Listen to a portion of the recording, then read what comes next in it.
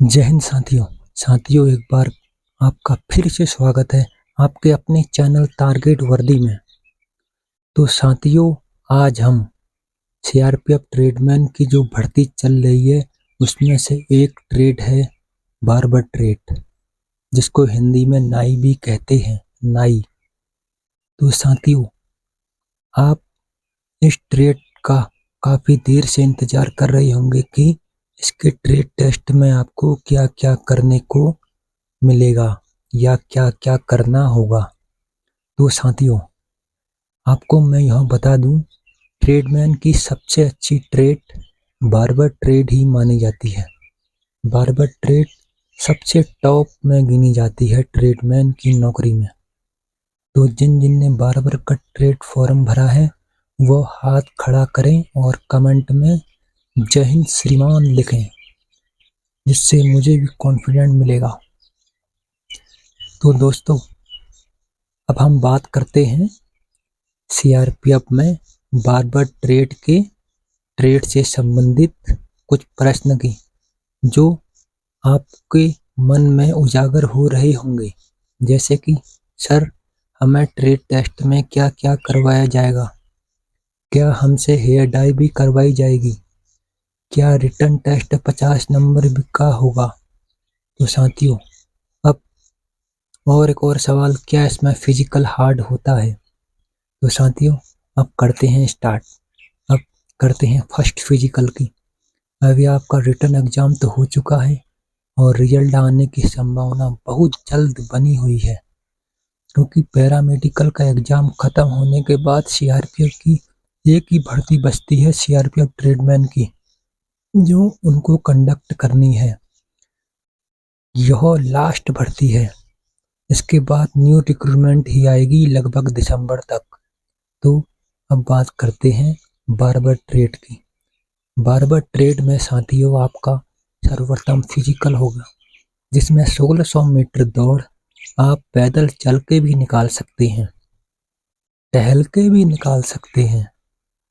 उसके बाद होगा आपका हाइट मेजरमेंट 170 जनरल, अदर को 5 सेंटीमीटर छूट, जनरल ओबीसी 170। फिर बात करते हैं साथियों चेस्ट, छाती की। छाती दोस्तों 80-85 जनरल ओबीसी, उसके बाद 78-83 SC/ST। तो साथियों, यह तो आपने कर लिया फिजिकल पार, और आपके रिटर्न में मार्क्स हैं 80 मार्क्स।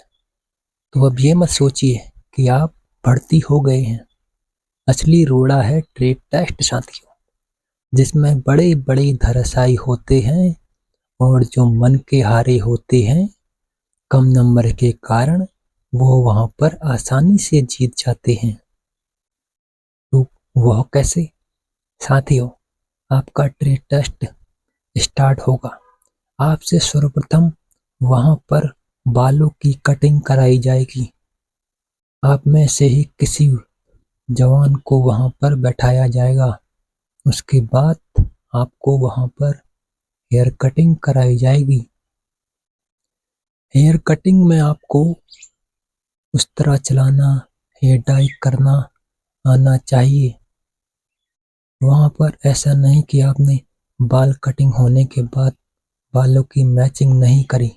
आपको अच्छी तरीकों से बाल कटिंग करनी है और उनको मैचिंग में बैठाना है। उसके बाद आपने उस तरह रेजर लगाना है।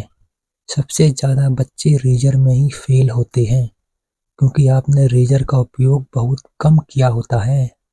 इसलिए अभी घर में किसी बच्चे के आस पड़ोस के किसी दुकान में जाकर रेजर उस तरह लगाना सीखें, जिससे आपको ट्रेड टेस्ट में पास करने में अच्छी मदद हो। उसके बाद आपको हेयर डाई के लिए कहा जाएगा और हेयर डाई के नाम भी पूछे जाएंगे। हेयर डाई के नाम आप अच्छी तरीके से याद कर लीजिए, जैसे गार्नियर, कलरमेट इत्यादि। हेयर डाई लगाने का तरीका आपको आना चाहिए। उसमें 2 पेस्ट होते हैं जो मिलाने होते हैं, उसके बाद कलर लगाने के बाद 10 मिनट के बाद धोना होता है। वही आपसे वहाँ पर पूछा जाएगा साथियों। आपने हेयर डाई भी लगा दिया। अब बची बात दोस्तों, जो 50 नंबर का लिखित पेपर अंदर होता है, वह पेपर आपको हाथ में दिया जाता है। उसके ऊपर क्वेश्चन होते हैं और उसके नीचे आपने हैंड राइटिंग में अपने आंसर लिखने होते हैं। उसमें सर्वप्रथम ऐसे क्वेश्चन हो सकते हैं, कटिंग कितनी प्रकार की होती है। नंबर 2, हेयर डाई कितनी प्रकार की होती है। नंबर 3, बच्चों को कौन सी कट काटी जाती है। नंबर 4, अगर रेजर उस तरह से कट लग जाए तो आप क्या उपयोग करेंगे। आपको अगर इसमें से कोई भी क्वेश्चन का उत्तर पता है, आप मुझे कमेंट में बता सकते हैं। चलो मैं आपको एक आंसर बता देता हूँ। अगर आपका उस्तरी से किसी का कहीं पर कट लग जाए, आप तुरंत फिटकरी का यूज करेंगे, क्योंकि फिटकरी खून को जमाने का कार्य करती है, यानी थक्का बनाने का कार्य करती है, जिससे बहने वाला ब्लड बहना रुक जाता है। तो साथियों, अब आपने लिखा रिटर्न मार्क्स में ऐसा ऐसा। उसके बाद एक और परीक्षा बाकी है, जो है आपकी पर्सनल इंटरव्यू, जो आपने अपने 50 नंबर के क्वेश्चन पेपर में लिखा होगा, वह सामने आपके अक्षर द्वारा देखा जाएगा और आपसे उसी से रिलेटिव क्वेश्चन करे जाएंगे। आपने जैसा जैसा क्वेश्चनों के आंसर दिए होंगे, उसी बेस पर आपका इंप्रेशन पड़ेगा। साथियों, आंसर को अच्छी विधि में लिखें और सही ढंग से समझाएं।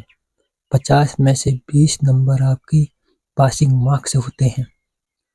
और इसके बाद आपको टूल्स की हैंडलिंग और टूल्स के नाम याद होने चाहिए।